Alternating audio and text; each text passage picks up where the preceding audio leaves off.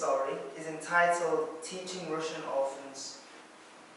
And as we can see from the title, the story is set in Russia, and it reads: The challenge that Natalia Belan had faced appeared enormous.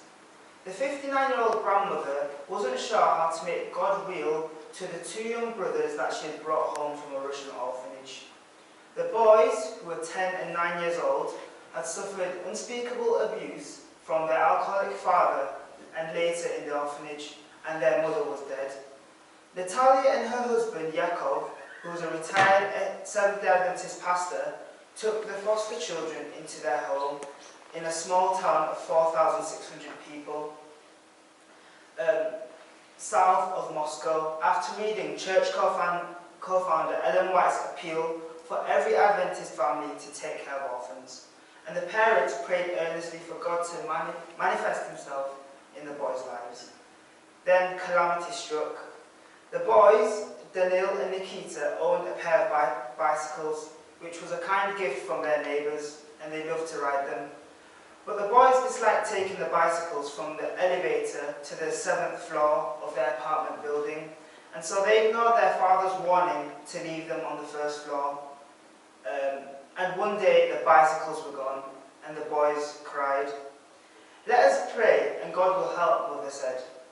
At morning worship, the mother prayed, Dear God, please help the boys who stole the bikes to return them. Then the boys prayed.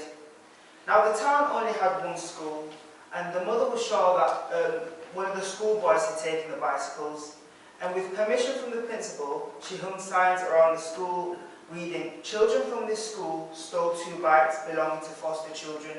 Please return the bikes. And the mother and the 2 boys prayed every morning and every evening for 3 days. And then the intercom rang, signalling that someone wanted to speak to the family. And a male said, Come down and take the bikes. And downstairs, the mother had found a stranger with 2 expensive new bicycles. I saw your sign when I took my son to the 1st grade, he said. My boy is too small for these bikes, so I've decided to give them to you. Thank you for such nice bikes, she said. Nikita and Daniil were happy that they had been given new bikes. Exactly.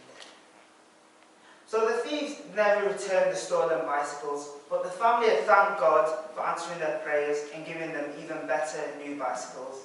I thank God that he answers prayers, especially now my own children know God, Natalia said. And that concludes the mission story. Amen. So from this, we can learn about the power, we can see how God reveals himself in our time of need, and also demonstrates the power of prayer. Even though the children had ignored their father's warning to leave their bikes, they were able to get new ones and better ones. So if we apply this to our lives, it's important to understand that God has a plan for each of us.